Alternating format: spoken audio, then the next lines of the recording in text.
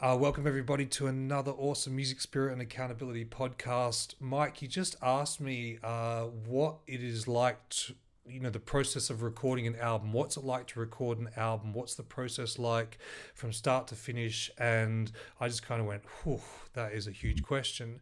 And it Mm, kind of led me into the feeling and the thoughts around these days how important things are to have not just the basic thing that you do, but to have all the add-ons that you have as, I guess, upsells to what you do. For instance, if you're a touring musician, you think that, wow, this musician must be so abundant from the profits that they make from touring their music and playing show after show after show and ticket sales, when actually that is not often the mm, truth. A lot of the sales come from merchandise sales, from recording albums, and from recording and then selling albums, from selling T-shirts, stickers, all the things that go along with it, and how that's actually such a huge part of the profits and the income to keep the original catalyst for the reason, e.g., the touring of the music that you love so much, mm, alive and happening. And I guess these days with business, like say you're a coach,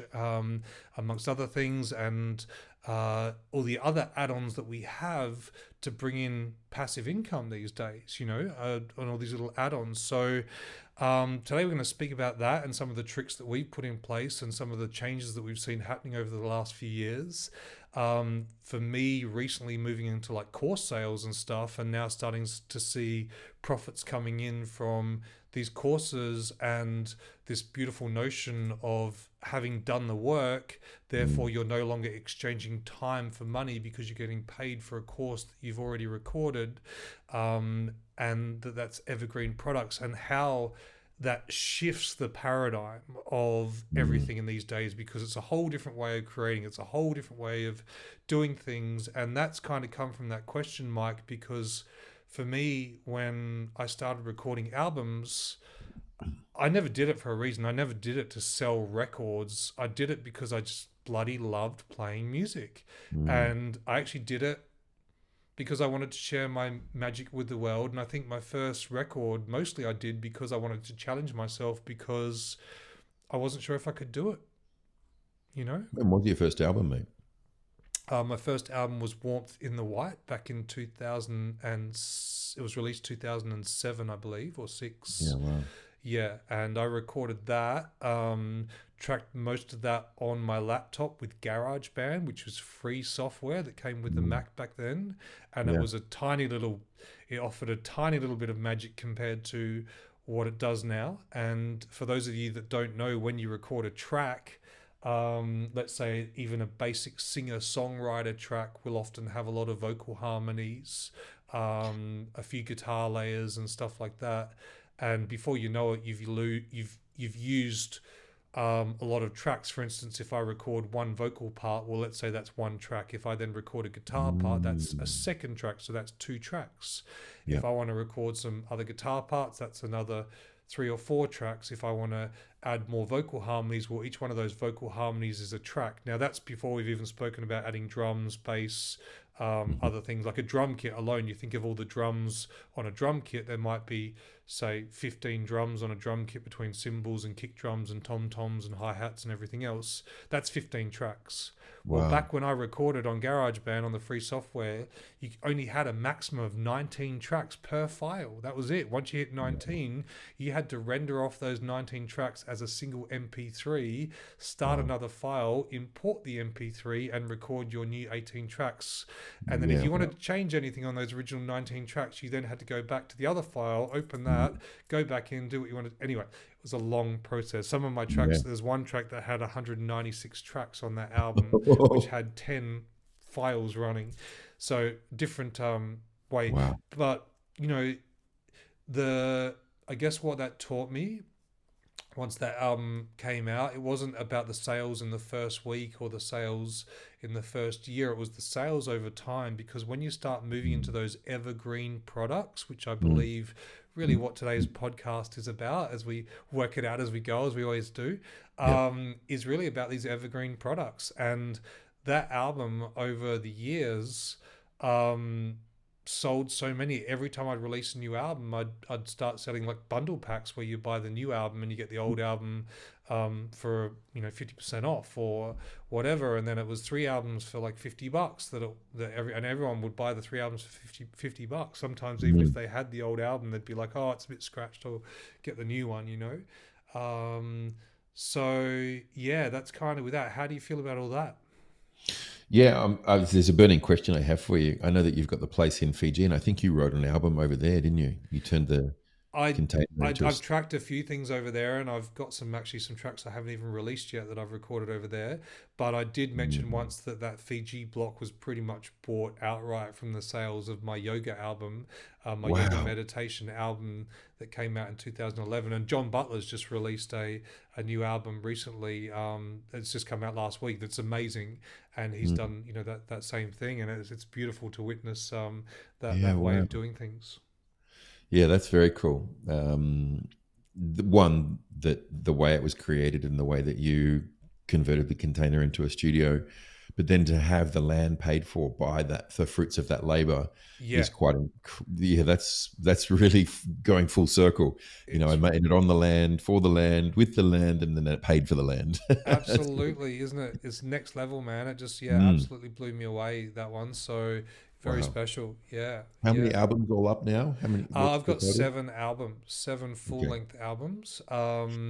Where would people access that if they want it now? You can just on Spotify and stuff. It's actually they're actually not on my website. I just realized the other day we just built a new website, so they will be available on my website to purchase for a minimal fee if you want to do that. Otherwise, you can listen to them for free on Spotify or any of the other streaming platforms.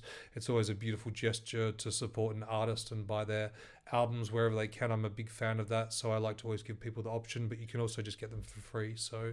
How does Um, that work now on Spotify? Do you get royalties? Do you get a percentage of plays, or is it just genuinely free? Yeah, you get royalties. Basically you get exactly that, a percentage of plays. So that's what I would consider to be the royalties, is the percentage of plays. So um, that's about it, and it's a very minimal fee. So unless you're like a billions of plays Mm, kind of person, you get. I think even with a million or a billion plays, it's really a minimal fee yeah, compared to say wow. YouTube, which is a lot more abundant. So Really? YouTube's monetization compared to Spotify is a big. YouTube you can actually make a full time income out of without too much trouble if you years and years of content producing, but that just kind of flows. Whereas Spotify is a lot more minimal. Okay. It's interesting how that particular industry, the music, like every industry has changed, but the music industry, I remember, was um, bloody back in the day. It was everything was pirated, Yeah, and I think they had a website called Pirate Bay where you could download that's all right. these songs and stream them and all these things. And I guess that was the tipping point for the music industry where they started to monetize these royalties. So as such, with through Spotify or YouTube and whatnot. Yeah, exactly. Yeah, it's changed so much, and it's changing like every day. Like it's changing massively every day. And it's a really exciting time. There's never been a time for creators like now where you can literally become mega successful and mega famous from your living room. Mm, But the thing that hasn't changed is the quality. The quality has to be there, and how you perceive that quality is up to you. But I think to find your bearings of what that might look like is to start by just following your heart and being fully mm. in alignment with what you do, and just start releasing stuff and doing stuff. So yeah, everyone can be a creator these days. Everyone seems to be a creator these days, Yeah, and it could be for the smallest and obscure things, and it gets traction because it there's is. a And need just for how it in the these world. things bounce off of each other too, mate. Sort of back to that thing of having these albums to sell. Like if you have YouTube, then that's leading people to Spotify. If you have Spotify, that's possibly leading Mm, people to YouTube. If you have ebooks, then if you have courses, if you have albums, all of these things work together. And these days, thinking outside of the box on how a lot of these guys are making their profits, and YouTube again is just massive now. Like the monetization on that. well, Um, it's just I'm just starting to get into it the last sort of 3 or 4 months, and just watching these analytics and stuff build and being like, oh, that's how that works, and that's how, and these guys making must be making so much money that have Mm. those millions of followers and all those hours of views every month, because I think it's something like for every 1,000 views you get on a video, it's depending on the content you're offering. Like all the different content is kind of randomly somewhat graded from, like, say for instance, me offering guitar lessons and guitar tuition and concepts about teaching guitar is more, you get more than someone talking about another subject or something. It's Okay, educational. Educational things are more higher up there gotcha. than someone just say talking about makeup, I believe. Okay, Gotcha. I could be wrong. So, My but I'm, my but yeah, interpretation of that would be YouTube looks at their viewers as their customers, and so if yeah, you're serving their that's right. customers well That's right. and providing high value, they'll reward you for that. My Yeah. assumption. But that ranges, like some people get, like, I think the lowest is like $3 or $4 per like Mm. 1,000 views, and then it goes up. Like I've seen people in England getting like over, I think, 18-20 pounds. That's like $40 per 1,000 views. That's like Yeah. crazy. Wow. Imagine if you had a million views on a video, and even if Wow. you're getting $5 on a video on 1,000 views, well, 10,000 views, 100,000 views. That's some reasonable checks coming into your bank every month. So. Forgive my ignorance because it's not something a space that I've actually played in. But do you intentionally have to monetize that video, or is this automatic? It's automatic, yeah, and you can intentionally monetize by adding extra ads. There's certain criteria you need to meet, like you need to have, I think it's 500 followers now. You need to have more than 3,000 hours watch time. You need Mm. to have, um, there's a few other things too, but yeah. So and you need to post like regularly, like 3 videos within 3 months is like the minimum. So one a month basically. It's not too Um, bad. It's not and terrible. Yeah, yeah. But I mean, saying that, it is a lot of work too. Like Mm. I get why they've done it like that, because it's a full time job. Like Yeah. this YouTube stuff. Like if you want to make quality videos, and saying that, that's not for everyone. I'm sure there's a lot of people that literally get their phones and hit record and don't do any editing and just have that thing. But Yes. for the majority of us, there's editing involved, and we like to have, like, my videos all have extra chord pictures and pictures of the guitar fretboard and different close ups and stuff. So there's multiple things that take editing, and that's a full time job. Those Mm. guys are there's a reason that they get paid so much, because it's a lot of work. And some people love it. Like it's Yeah, actually they really get off on creating that stuff. It's their, I guess that's their feminine essence at play where they're creating and in that flow.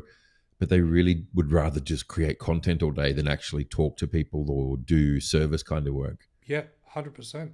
Mhm. Yeah, and I think that's that thing moving forward. Is it's like that again, that evergreen thing of, like, those videos once they're up. That's the thing that people forget about YouTube a bit. Is that it is evergreen, just like Mm. recording an online course. And if you can get an online course that's gonna we can run ads on Facebook and Instagram and stuff, that's going to convert to getting leads, and as in getting emails on your signing up on your email list and get those sales. And you can get that formula. If all you do is break even, which is an art form and does take a lot of time. It's what I often am coaching people in, whether it's students or my clients, on how to create all those things and do all those things, because it's a journey. But once you get it set up, that's what I'm seeing after years of work of setting up all these automations. And now I Mm. started working with a meta specialist about 3 weeks ago. Yeah, And wow. I don't know if you've seen any of my ads pop up in your feed, I haven't but seen it's the ads like, pop up to be honest. I see yeah, a lot yeah. more, I see your content, but I haven't seen the ads for some reason. Yeah, It's weird. so for whatever reason, you haven't clicked on the right content that corresponds with my ad sets and shown enough interest in it, so my ads haven't targeted you. However, Where are if you, your ads running? Facebook or Instagram? I think both, at the moment. Um, So yeah, the other reason I haven't seen them because I don't consume a lot of social media content. That's the other thing. yeah, So I'm very rarely log into Facebook, yep, and I very seldom. I try and really reduce my consumption period on Instagram. hmm So I'm probably look at the first two. stories or Yeah. feed and then exit. Yeah, So good that might man. be That's a why. plan. If only more people had that plan, I think the world would be a maybe a better place. But anyway, it is an amazing place, exactly as Mm. it is. Um, Hey, let's circle back around. Let's how do we in sort of provide value here to the listeners? The original question was creating an album. How does one do that? How yes, can we sort of bring that back to the listeners in maybe, there's a formula that you use for creating an album or bringing it together, yeah, but I'm sure that translates and cross pollinates towards business or my personal life. absolutely, yeah, How could yeah. I use that, and how could you draw a parallel to that? Yeah. So I think that the real trick here is again thinking outside of the box. Like I'll use that album and I'm going to talk into that right now of how to do that. But please, I feel like relating this information to whatever your magic is, whether it Mm, be, fitness, cooking, whatever that might be, whether you might be relating this to ebooks or to courses online. The principle of it is, I think, breaking it down, number one, following your passion, doing what you love the most. For me, recording an album lights me up just about more than anything in the world. Saying that, along the journey, there's a lot of shit. There's a lot of yeah. times when I'm like, oh man, like really, again, got to do that vocal track again, or that guitar part again, or, Mm, just finding that way. And really, I think when you're going into these big projects, not really knowing how it's going to go. Like I've done albums where it's been completely on the fly, like literally my best selling Earth Music 1, Earth Music for Yoga, Massage and Healing album. That was the one that went viral and was my most successful album, which I right. literally went into a recording studio, set up my instruments, got a yoga class in the other room through the glass window, Yeah. and Wow. told them to start the class and just had an audio feed and a visual feed of the yoga class and played in real time with what they did. And we Wow. recorded the audio without the yoga class, just the audio. That was the Wow. album. It was one take from start to finish. Wow. That was it. That's epic. We didn't even do the yoga class twice. We just did the yoga class from start to finish once. Wow. And so at the time, I was on Wow. tour. I'd been playing every night for years and years and years and years. Mm, So my craft was honed. I had yeah. everything just, I was Dialed. playing so confidently and effortlessly that I wasn't thinking about anything and it just flowed Wow. out. Yeah. Wow. On the flip side, my album Home is Where the Heart Is cost me, give or take a few $1,000s, about $250,000, Holy and took shit. me about 2 something years to record. Flying to Sydney every Wow. time I had a moment to record with a producer that was $1,000 a day. That was just his Wow. fee. That wasn't to book the studio. Yeah. Yeah. Yeah. So it just depends on where you are. But that was where my heart was at with that album, and I wanted to produce something that I would be proud of for the rest of my life, Yeah. that I would be proud of for the rest of my life, not that Yeah. I would just. And saying that, I'm proud of the Earth Music album massively too. It's great.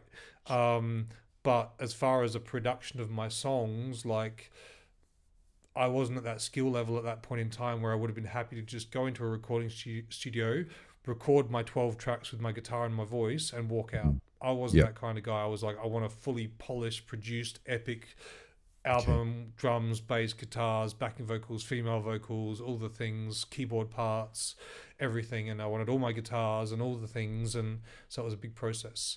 I'm curious, Um, which one performed just purely from a sales perspective or a revenue perspective? Which one performed better? Oh, Earth Music, Blue, like no comparison. Like it's like 0.00001% compared to 100%. Like, Wow. but So what sold more at the shows over the years was not Earth Music. It was my mm, albums. yeah. And it's probably not 0.001, but it's probably like, I don't know, like I probably sold 10. Like Earth Music was wild. That was a mental time in my life. Like there was at one point in Australia where, because I was touring so much too, not just Australia, but let's say just Australia alone, like I was able to, every time I'd stop at a bakery to buy a spinach and cheese roll, I would say, hey guys, I'm the musician. I've got this album here. It's called Earth Music. Like it's been selling really well at all these little random shops like yours. Do you want to take 10 copies on consignment and put it on your shelf here? It'll just sell itself and you get to keep $10 of every sale. And they're like, all Wow. right. So I was literally, and then I'd go to that bakery, like I'd say either email me when they sell out, or I'll see you next time. I'll be back through on tour here in 6 months' time. So I'll just quickly run back to the tour van and make a note, go to that bakery for a spinach and cheese roll in 6 months' time when I come back through Yep. WA or Darwin or whatever. And I would, and the albums would be sold, and I'd go to buy a pie and they'd give me $200 Yeah. or Wow. $250, and I'd give them 10 more albums, and I'd just rinse and repeat that. There was one point Wow. where we had like, it's like Tribal Moon, like the same with that affiliate program. Mm. There was one point where we had, I think, something like 12,000 shops or something like that in Australia alone, just with the Earth Music album.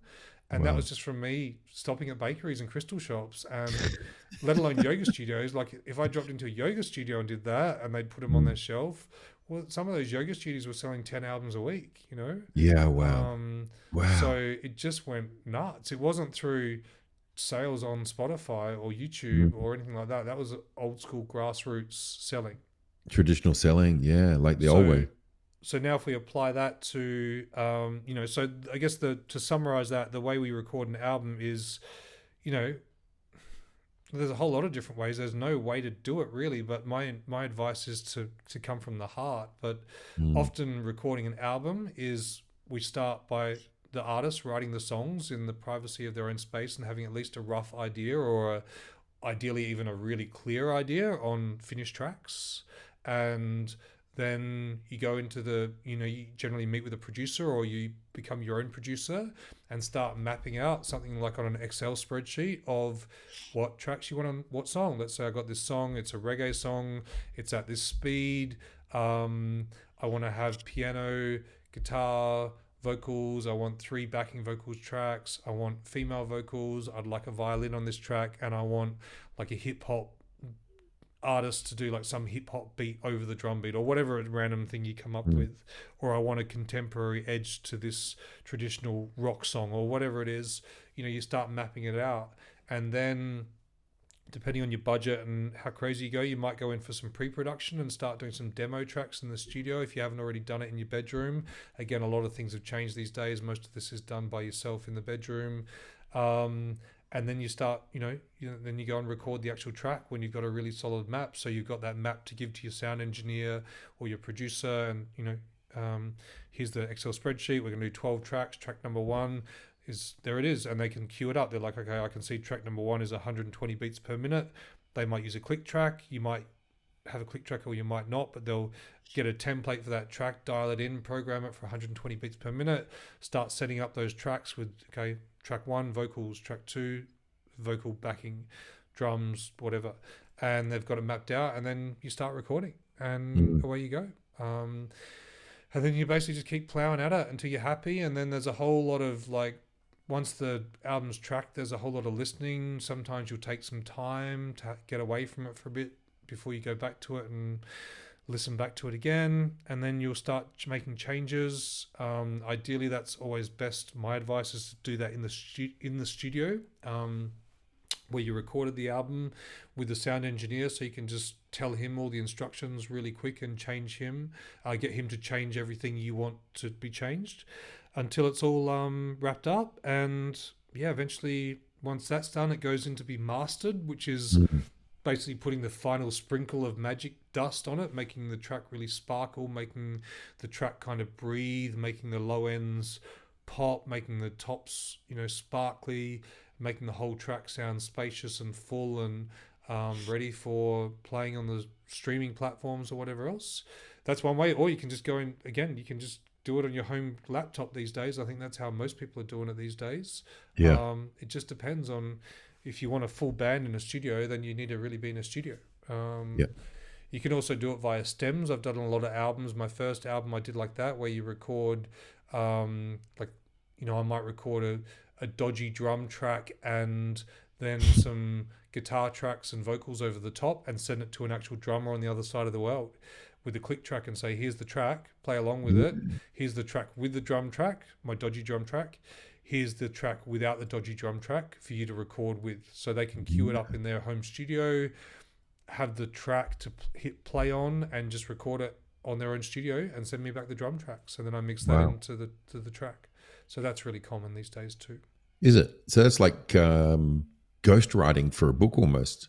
Sort of, yeah. I mean, it's called being a session musician, really. Like, I'm always recording double bass tracks and guitar tracks and didgeridoo tracks for artists all over the world. I Wow. just did a didge track for someone last week, Yeah, wow. uh, and or a couple of weeks back now, but and a double bass track a few weeks before that.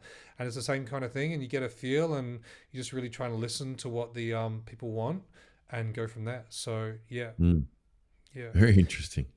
So, and then I think applying those systems to whatever you're creating, like let's say now I've moving forward, COVID happened.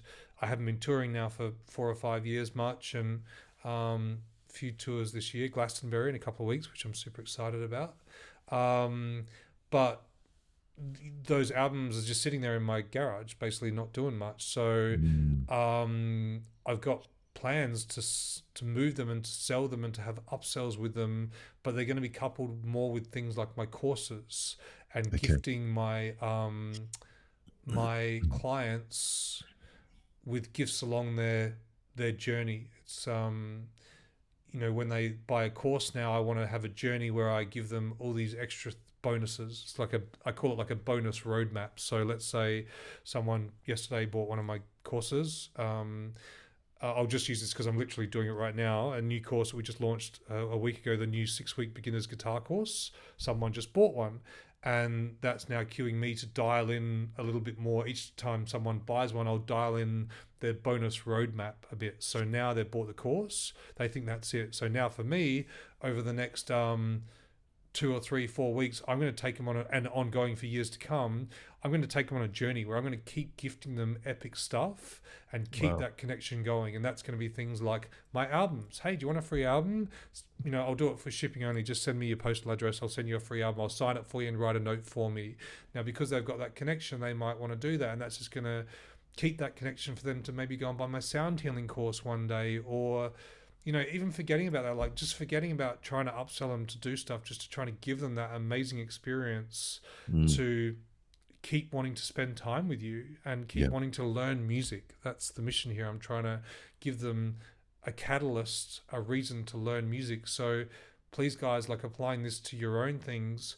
I've just spent Interesting. the last year or two writing these books, recording these ebooks, recording these courses, and now I've got all these things Mm, to sell yeah. and to share that I would have never thought of a few years ago. Yeah. It's And these almost things like are you've just got this evergreen. catalog of collateral that you can keep gifting or sharing or upselling or whatever you choose to do with it in the moment. Yeah, Where you recorded it once in the studio and now you just sort of can use that to either build relationships, build community or connection. 100%. And it Wow. starts slow. There's that huge investment of time, and then there's the huge investment of money and energy to troubleshoot what Mm, works and what doesn't work. And things like Meta ads for me, like I see that stuff and it's just another language. Like it's like, I can play the shit out of guitar, but put me in front of Meta or like too many words, yeah. and I just stop computing. Mm, That's why videos work really well for me, which is kind of how I've done my courses.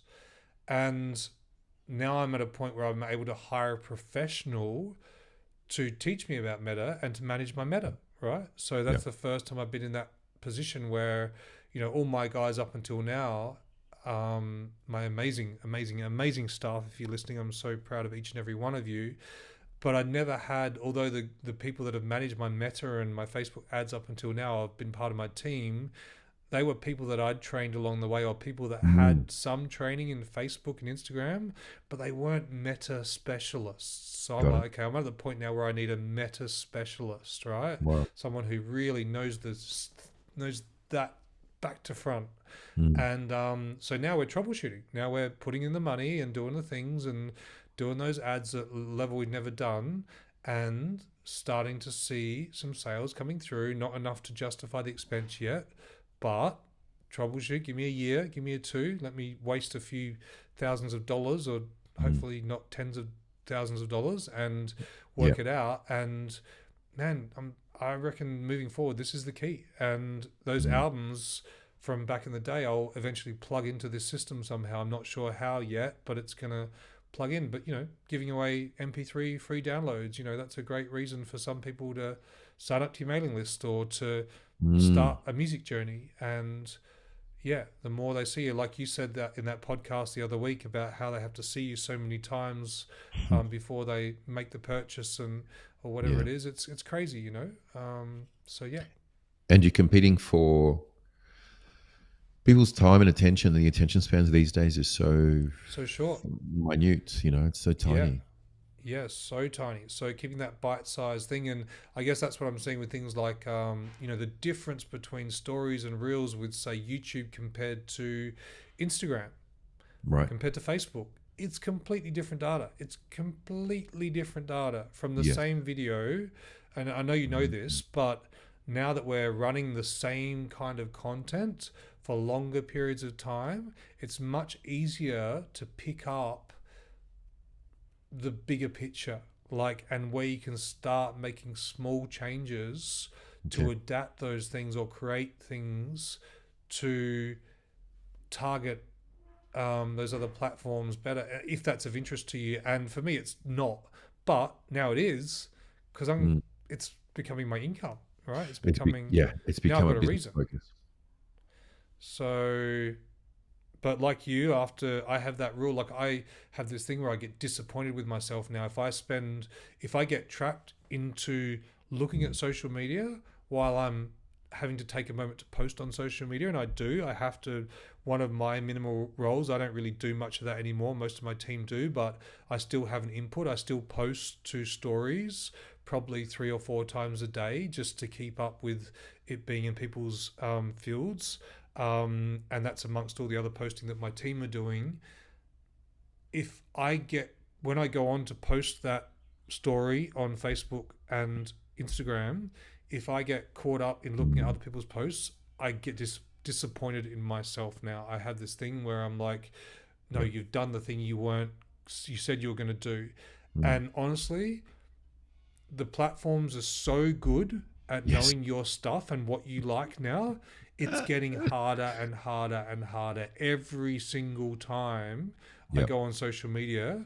It gets that little bit harder to not look at stuff. Look.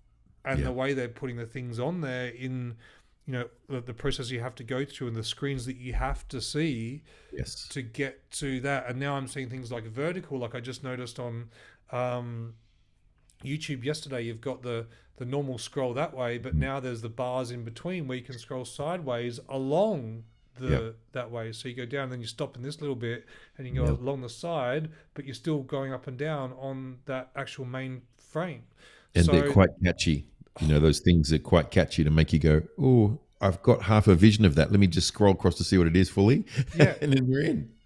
And just when you think you got it, they throw in that cute cat video or the famous musician falling off the stage at some random festival that you didn't know about. And you're like, oh, yeah, I'll just watch this. And then you're down the rabbit hole of that. And then Yep. they're like, oh, we got him. All right, cool. Next Yeah. time we're going to get him even better. Facebook, like, really? It's good.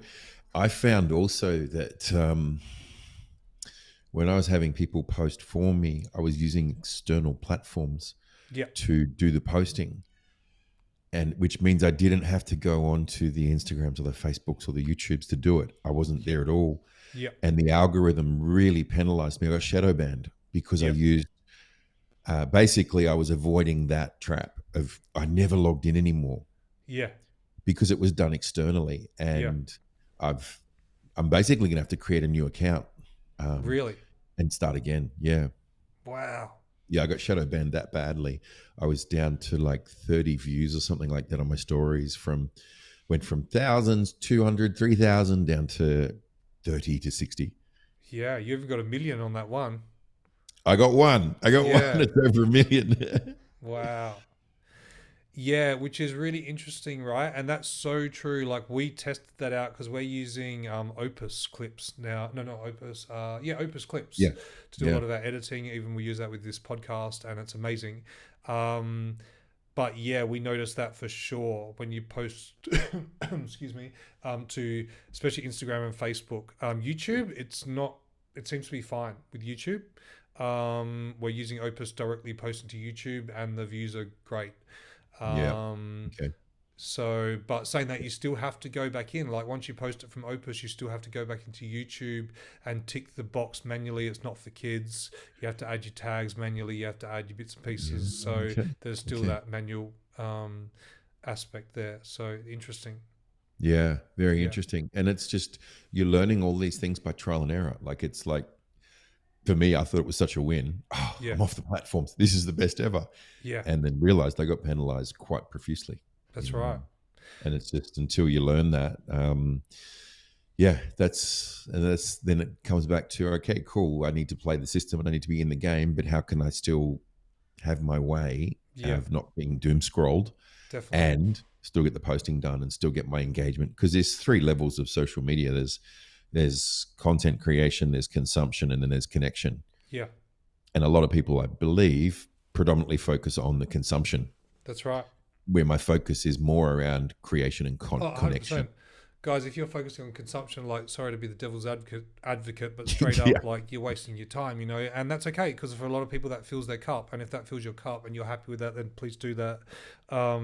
But totally, any of the creators, any of the people like that we are inspired by are not consumers, they're creators, and everyone will tell you the same thing straight up. Like if you're wasting your time on that, like if you want to do that, yeah, put your 5 minutes aside, or your 3 minutes, or your hour, or whatever you want to do.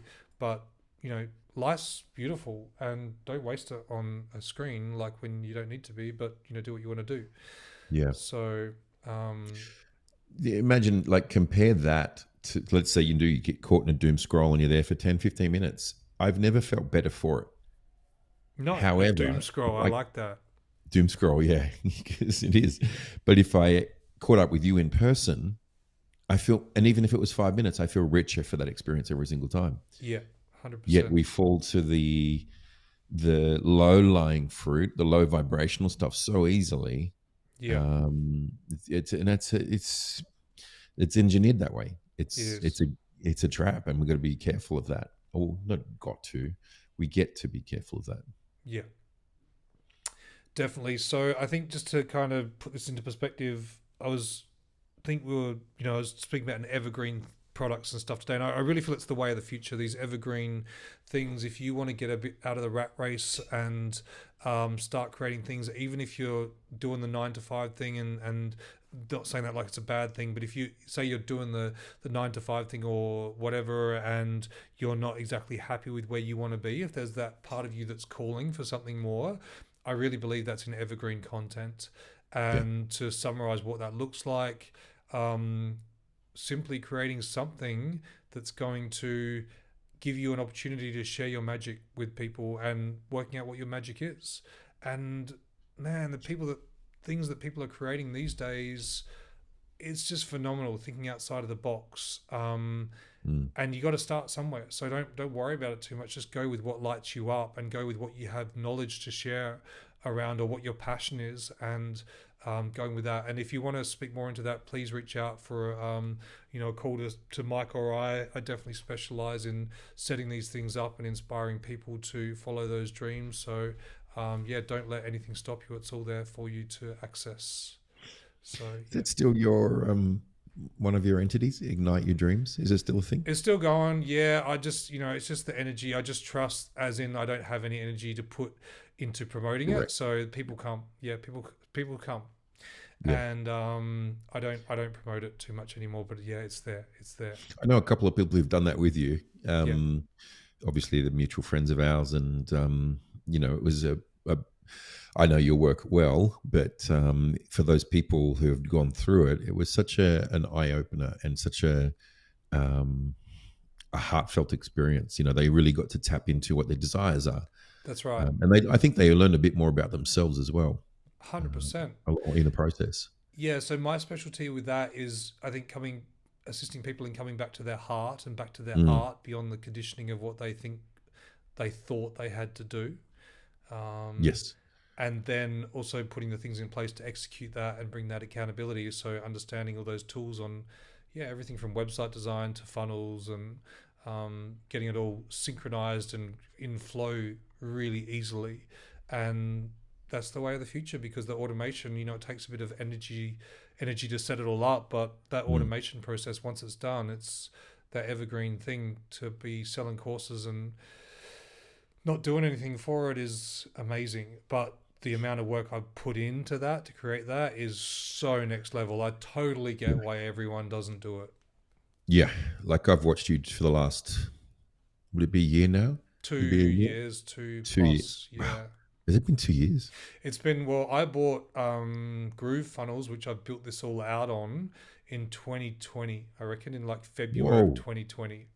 So that's when I Wow. started what I'm just launching now. But But saying that, you've I've gone, gone all out with a massive extravaganza of correct. like craziness. Like I could have totally just gone on done one thing and had it up and launched in a week or two.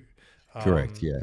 But you've got a and whole, school, academy, institution. multiple schools, multiple Yeah, academies, multiple courses in different realms and intertwining and interlocking, plus Tribal Moon, plus Ignite Your Dreams, and yeah, it's big. So, but it's yeah. You've exciting. really devoted a solid 2 years. Like I've seen you push boundaries on your time and your Oh space, yeah, energy, just to, and it's been quite incredible to watch. Like I honestly need to honor, not need to, I would love to honor your commitment yeah, and your tenaciousness, but also the fire that's in you to make this happen. yeah, Because a lesser man, and you're doing students still till like yeah, I think 9 o'clock at night some yeah, nights. yeah, On top of all that, and I'm yeah, like, man, yeah, you're really harnessing your will, yeah, your willpower to get this done. definitely, Plus, I think you're also working with the universal law and flow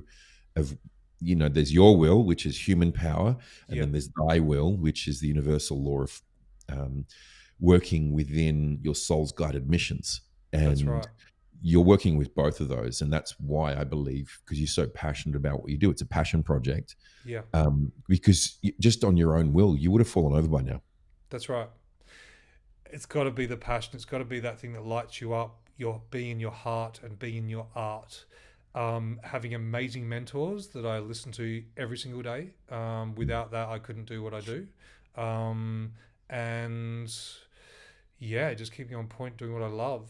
And it's almost done, mate. I'm writing the last book and recording the last course right now of this complete first chapter, Yeah, well, which is for Autism Music Australia.